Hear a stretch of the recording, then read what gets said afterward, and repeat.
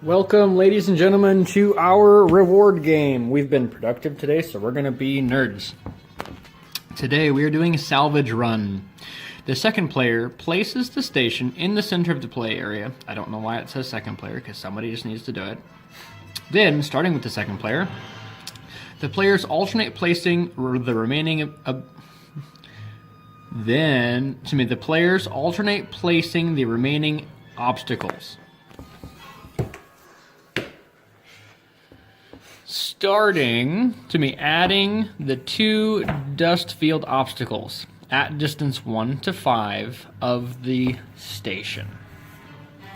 We're interpreting this to where only the dust field obstacles have to be at distance 1 to 5 of the station. Maybe we're wrong, maybe we're right, we don't know. If you have an opinion, say something in the comments. After placing obstacles, the second player places a total of 4 objective tokens in the setup area. Each token must be at distance 1 of the station and beyond distance 1 of all other objective tokens. After deploying fleets, each of the second player's ships gains 1 navigate token. Special rule: when a player's ship reveals a command, that player may choose 1 objective token at distance 1 of that ship and remove it from the play area and to gain 1 victory token. So they're 20 points apiece, which means there's 80 points up for grabs. We'll do that here in a minute. Right now I'm going to continue placing rocks and stuff. So yeah, I'm going to start going through the list while we are still doing setup. There are fighters on the table again, guys. I have a YT-1300 and 4 Z-95s. Those are totally not X-Wings, I promise. I have a CR-90A Corvette as normal, because I like Corvettes. Commander Sato is with us once again. If I shoot at a ship that's at distance 1 of one of my squadrons, then I get to change 2 of my dice to some other color. Before I gain a command token, 1 friendly ship at distance 1 to 5 may gain that token instead. That's 10 to 4. And then we have our lovely TRC, Turbo Laser Reroute Circuits. I can spend an evade, also what I'm going to call a wiggle, to change 1 die with a face with a crit or 2 hits. And then we have Neb Bees. That's right, ladies and gentlemen, Neb Bees. So these first 2 don't have titles. They both have slave turrets, which allows me to shoot only once per turn, but I get to add a red die to my attack pool whenever I'm attacking a ship. I also have Intel Officer. So while attacking, after you roll your attack pool, you may exhaust this card to choose 1 defense token. If that token is spent during the attack, discard that token. So I'm going to roll my dice, which is going to be a minimum of 4 red dice. If it's out my front, might be 5 red dice if I concentrated fire that turn. And then I get to choose one of my target's defense tokens. So there's that. And then we move over here. I have 2 more Neb Bees, but they are titled and have ossifers. For those of you that don't like me to butcher the English language, those are officers. I had to think about how to say that for a second.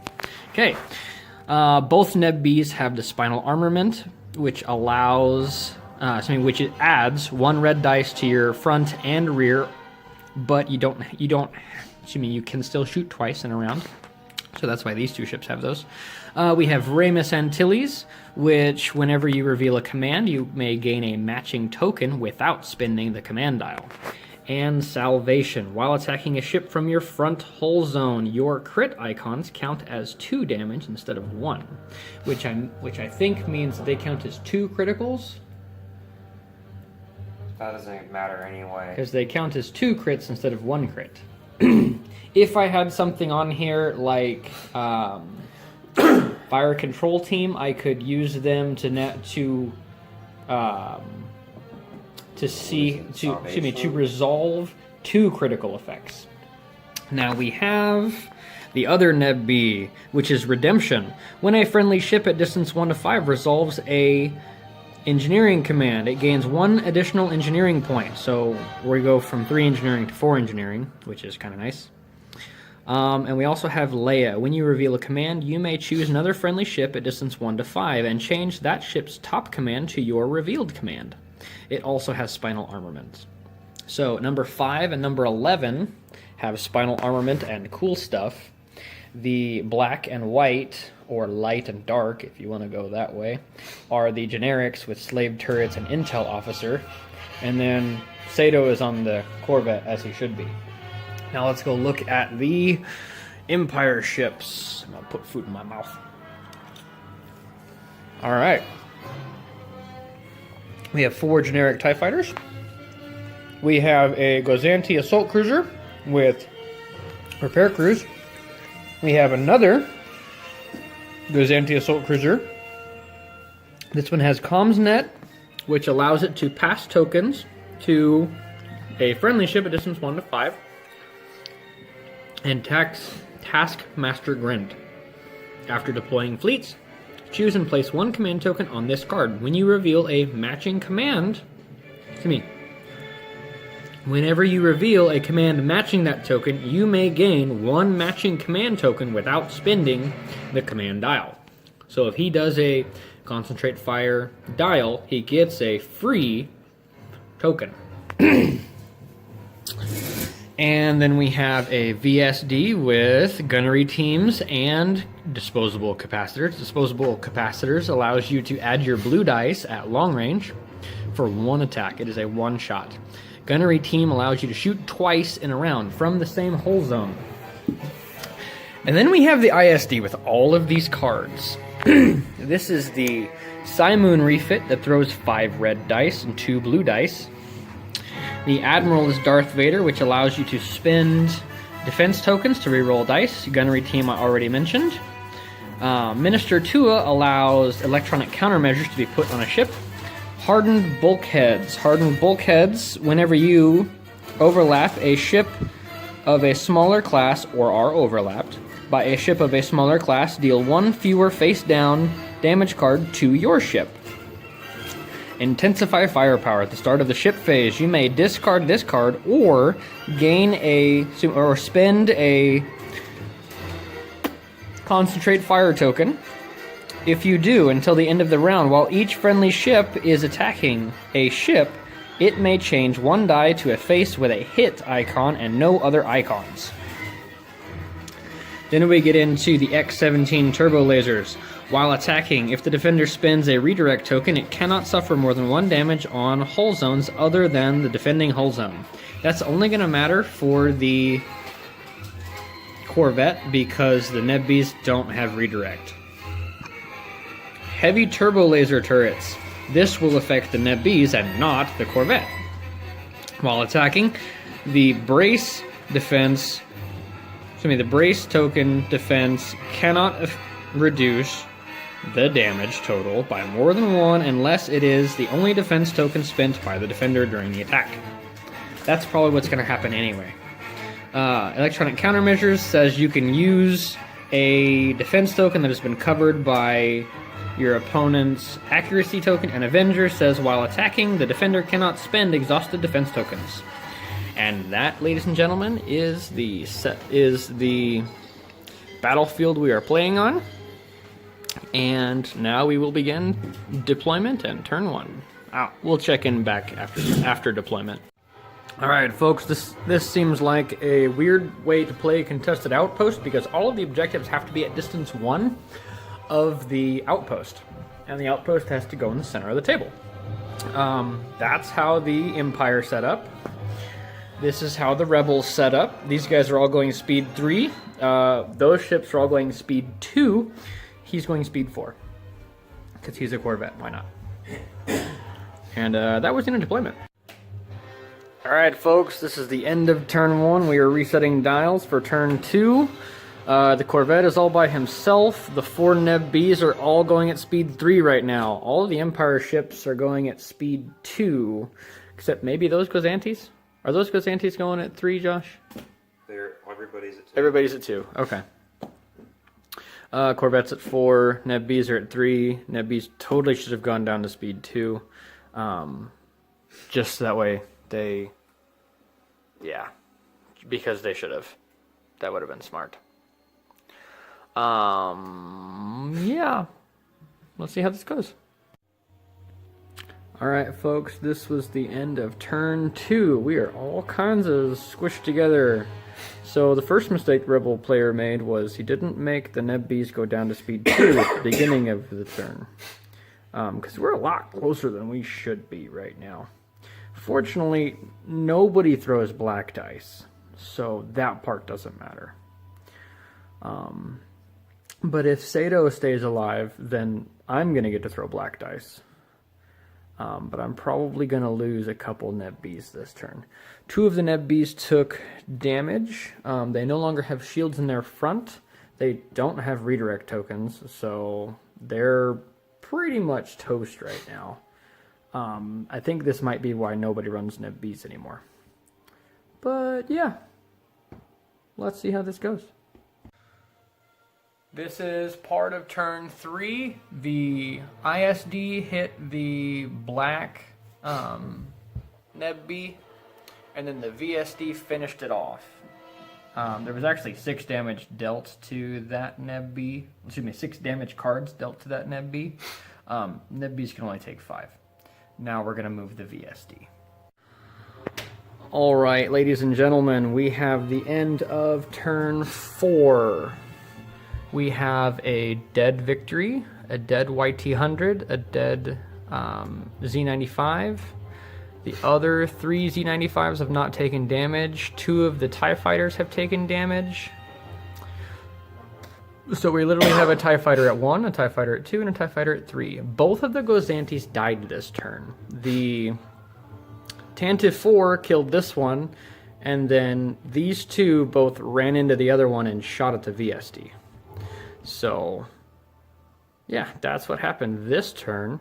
And the ISD really, really wants to shoot at these 2 Neb Bs out of his front arc, but he doesn't have arc on them. So that makes life a little bit more complicated for him. And, yeah, that was turn 4. On to turn 5. Oh, hold on. Why do you have a shield missing on this side? Because I moved it. The Empire has 2 victory tokens. The Rebels have 1 victory token. I might be close enough to get that one. Answer is yes. Oh, this game just got swung completely. Alright, that was the end of turn 4. On to turn 5. Corrections, folks. This is the end of turn 3. We are moving on to turn 4. The fighters are on red. Yeah, had to back up and look at what video we just did. Recap of turn 3 engineering real quick. On this ship... Is there a shields over here?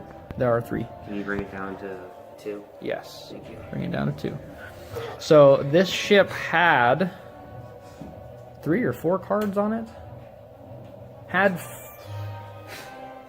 I removed 1 card. No, I got to remove 2 cards because I have Raymus, who allows me to grab an engineering token.